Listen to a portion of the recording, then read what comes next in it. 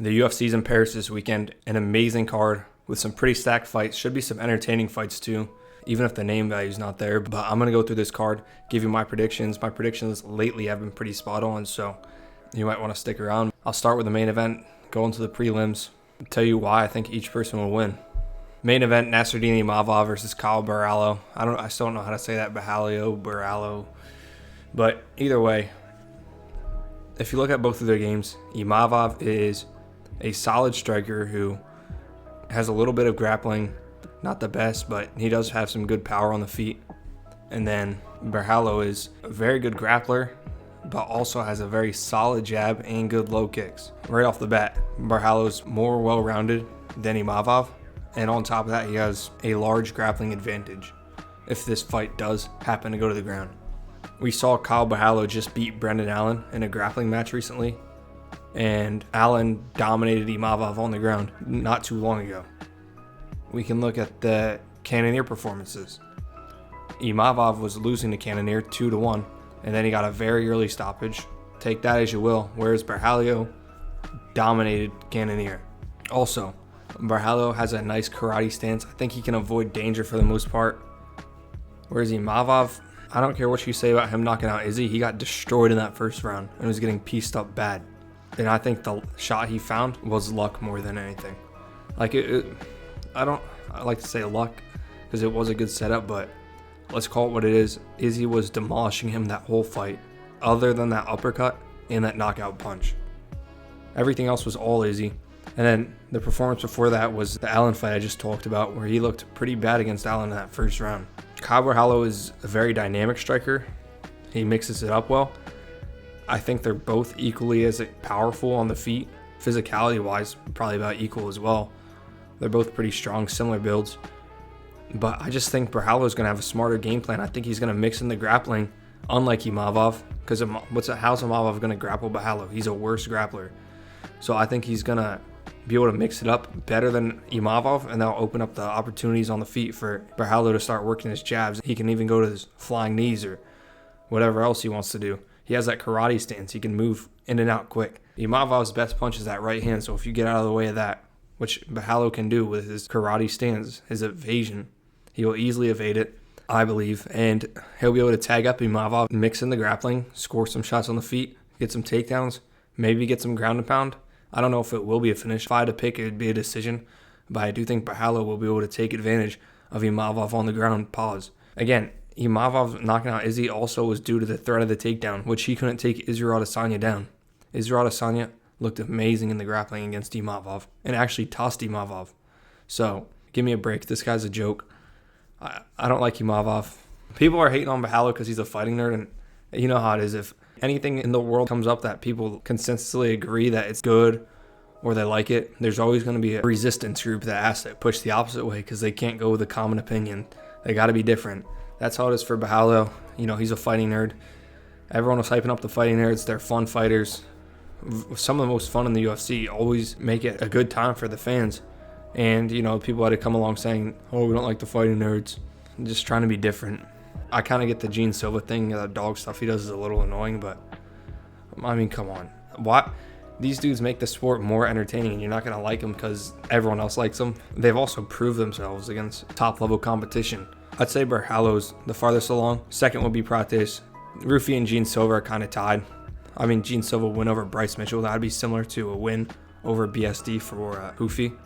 So we'll see after this, but the point is they're climbing the ranks, and they're doing good, and they're entertaining. So why would you not like them? It's just stupid. No one cares about Imavov. He has nothing going for him. He's an NPC, no personality, I'm sure he'd be nice to sit down and chill with, but the fact of the matter is he's never going to be a big star. He's not a big star right now. And Barallo has a much higher potential, and I'd rather see Barallo as a champion. I just think he's more entertaining. His personality, his fighting style, everything about him. Either way, I think Barallo's better everywhere the fight goes. He's going to win this fight. I don't care. I think he's an underdog too, so make some money on that dog pick. Barallo honestly should be a lock. I'm pretty confident in him beating Imavov. Next we got BSD versus Mauricio Hufi. Now, if this was the BSD that fought Dustin Poirier, I might pick BSD, but ever since the Poirier fight, BSD has not looked the same. He's still relatively young. They're both 29, so it's not like he's washed, but who knows? Maybe he got his confidence back after that Prepelic fight. But I wasn't even that impressed with his Prepelic performance. He still got hit multiple times, and you don't want to be getting hit against Rufi. He took a ton of damage against Moicano, who just lost to Beneil Dariush, which I called perfectly. I knew Beneil was going to destroy him. But anyways, Moicano made this guy look like a white belt on the ground. Turned around and got subbed by Makhachev and lost to Benny D. So what's that say about St. Denis's grappling? Maybe it's not as good as we thought. Mauricio Rufi's only evolving with his grappling. The Fighting Nerds gym, say what you want about him. Their anti-grappling is some of the best in the UFC. Carlos Prates looked amazing defending takedowns against Ian Gary. Gene Silva against Bryce Mitchell. Kyle Bahalo against Paul Craig. Mauricio will be able to stuff all the takedowns, and he's just going to be way more technical, way faster than BSD. BSD has a good chin, and we have seen Ruffy tire out, but I just think momentum's such a big thing, and if you look at their last couple performances, it's no doubt who has more momentum on their side. Mauricio literally is a longer fighter. He'll be able to keep him at range, stay out of harm's way, stay out of takedown range even. And even if BSD does shoot a takedown, Rufi's going to be fine. He's going to fare well on the ground. He's not the Rufi that we saw in the Contender Series that was able to be taken down. Since it's only a 3-round fight, I don't have to worry too much about the cardio. He might drop the last round if it goes there, but Rufi's going to win by like a TKO. I don't think he's going to sleep BSD because, like I said, he has a good chin, but I think the ref's going to step in and stop the fight, similar to the Moicano fight. Modestas Bukauskas versus Paul Craig. Again, this one's an easy fight to call. I'm going with Bukauskas. Paul Craig hasn't won a fight in his last 4, and Bukauskas has been on a pretty good streak. Again, momentum's huge. Bukauskas has better striking.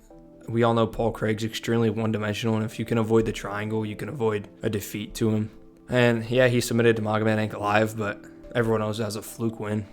It would never happen again. And Bukauskas, however you say it, he's just more well-rounded on the feet. He'll be able to tag Paul Craig, hurt him, and then if Paul Craig shoots, he'll be able to defend it. Paul Craig doesn't have the best wrestling. Paul Craig's chinny as well.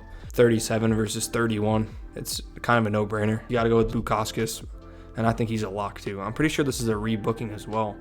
I feel like they're scheduled to fight before. Maybe I'm thinking of someone else. All I know is that one Paul Craig fight got canceled, which I think it was this one, but maybe not. Either way, Bukauskas is probably going to sleep him. Balajioki versus Mason Jones. Again, another easy fight to call. Mason Jones, the much more well-rounded fighter. Good striking. We saw him go toe-to-toe with Stevens, who we know is a good striker. He could take down Stevens at will. Had a massive grappling advantage, and he put on a show for the fans. So respect for that. But what we learned from that was his grappling's there, and it's very good. Oki is okay on the feet. He gets caught a lot. Mason Jones is literally better everywhere. Better on the feet, way better on the ground. Oki struggles on the ground. Not the best anti-wrestling, and like I said, Mason Jones has amazing wrestling, so easy lock for Mason Jones. Probably a decision. For this one, I'm going to go with Axel Sola. He's pretty hyped up outside of the UFC. Reese McKee's 1-2 in his last 3. Alex Sola's on a win streak. He has pretty good knockout power, which I think he'll be able to display against Reese McKee. Not to mention, McKee's not much of a grappler, so this fight will primarily stay on the feet, I imagine. Again, on the feet, Alex Sola just outdoes McKee. Not much to say here, other than McKee's just kind of a journeyman.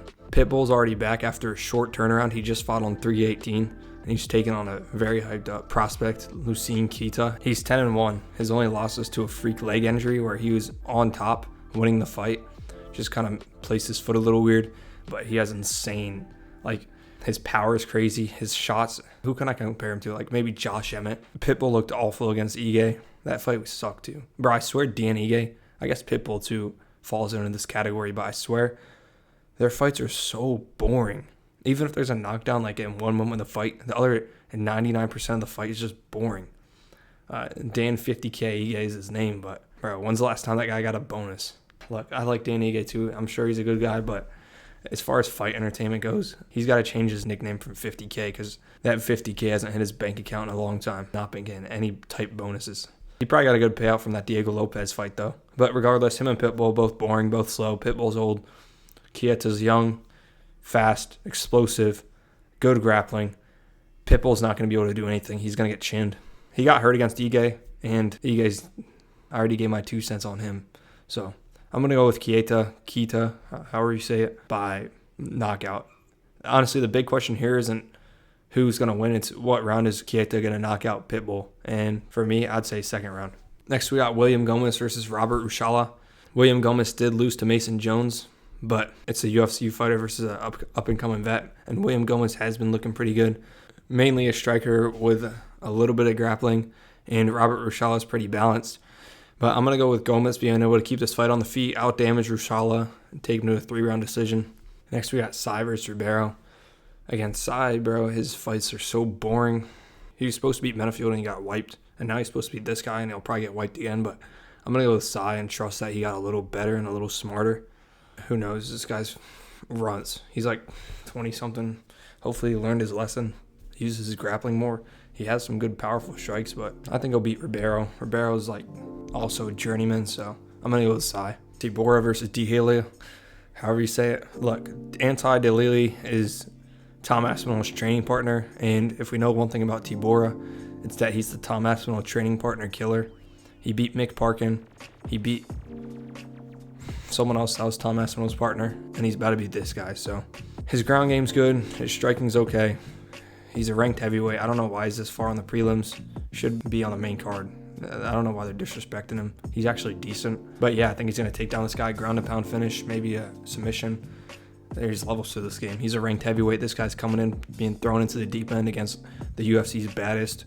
And we're going to learn what happens when you put a rookie against a UFC vet. Next, we got Harry Hardwick versus Cal Fernandez. Again, Hardwick, another UFC debutant, fighting Cal Fernandez, who honestly has been looking very good in the UFC. I'm going to go with Fernandez. Also, Hardwick's on short notice. I'm going against probably the best competition he's ever faced. This isn't even a question. It's got to be Fernandez. Sam Patterson, Trey Waters. Sam Patterson, let's start off with this. He's a way better grappler than Trey Waters. And now add in the fact that Sam Patterson's coming off a nasty KO and improve his striking heavily and his power. So I think Sam Patterson's going to submit this guy, but if he doesn't, he can knock him out. He's just been looking really good in the past couple fights. Trey Waters, he's a good guy, but this is Sam Patterson's time. Way more well-rounded. This should be a no-brainer. Sam Patterson all day. Brad Tavares versus Robert Bushkek. Brad Tavares is the biggest NPC in the UFC. Just 50 overall striking, 50 overall grappling, 50 overall grappling defense, 50 overall striking defense. He's a jack of all trades, a master of none. But a jack of all trades is better than a master of one. So I'm going with Brad Tavares. Again, UFC experience. He's fought everyone. Israel Adesanya. I'm sure I could name 10 other guys right now, but it's blank in my mind. So I'm going to go with Brad Tavares. Easy money. Next, we got Gustafsson versus Fakhretdinov. Gustafsson looked good in his last fight. He was an agent of chaos. And Fakhretdinov is coming off a robbery win over Carlos Leal. I'm going with the underdog, Renat Fakhretdinov. Andreas Gustafsson is extremely overhyped for one decent performance against mediocre competition. If he rushes like that against Fakhretdinov, he'll get taken down or he'll get caught. It's going to be like Leal versus Salikov. It's going to be like that. Everyone's counting out Fakhretdinov. Everyone's thinking Gustafsson will win, but Fakhretdinov is going to pull off a crafty victory. Also, I don't know why this is like so early on the card. This will be a good fight. Same with the Sam Patterson fight. These fights should be on the main card. But anyways, I'm going to go with Fakhretdinov by the upset. Just trust me. Gustafsson gets hit a lot, bro. He doesn't have good defense. This kid runs. We got Shannon Bannon versus Sam Hughes. Bannon, maybe. I think Bannon has a better striking. She's a good point fighter. Sam Hughes loses to every other person she fights, so I'm going Shannon Bannon. Decision. But those are my picks for UFC Fight Night. Imavov versus Bahalo. Make sure you like and subscribe. I'll see you soon.